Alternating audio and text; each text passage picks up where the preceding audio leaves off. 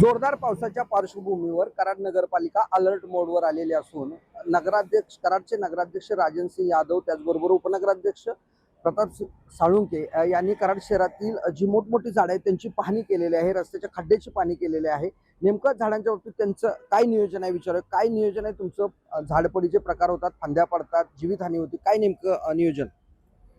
आज या मुसळधार पावसाच्या आणि या वाऱ्याच्या पार्श्वभूमीवर जी झाडं कमकुवत झालेली आहेत किंवा ज्या फांद्या किंवा काही असं त्या ठिकाणी निदर्शनास येते त्या आतून वाळवी लागलेली आहे, अशा प्रकारची फांद्या असतील, झाडं असतील, या ठिकाणी त्याचं छाटण्याचं काम या ठिकाणी चालू आहे। त्याबरोबर MSCBच्या काही झाडं या ठिकाणी पाहतो आता समोरच आहेत त्या ठिकाणी, तर ती सुद्धा फांद्या काढून त्या ठिकाणी त्या लाईन्स MSCBच्या ओपन करण्याचं काम या ठिकाणी हाती घेण्यात आलेलं आहे।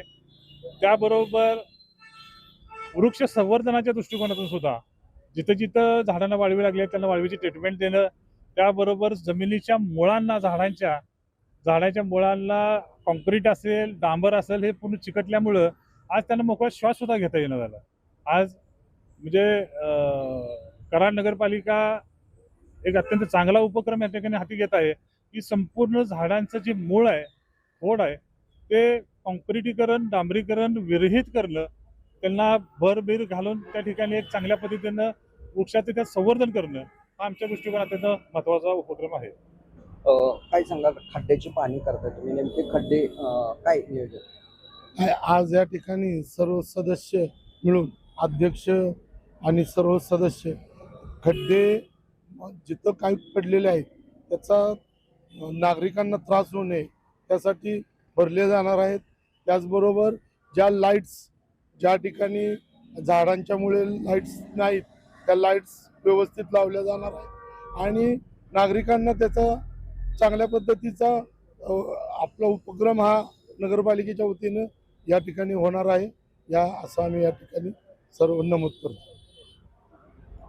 पावसाच्या पार्श्वभूमीवर झाडं पूर्णपणे न काढता त्यांना मोकळा श्वास घ्यायला यावा, त्याच्या भोवताली असणारं कॉन्क्रीट असेल किंवा सिमेंट असेल, त्याचबरोबर डांबरीकरण केलेलं असेल, ते सर्व मोकळे करून झाडांचं संवर्धन करण्याचं नियोजन या ठिकाणी नगराध्यक्ष यांनी बोलून दाखवलंय। दिनकर थोरात, TV9 मराठी, कराड।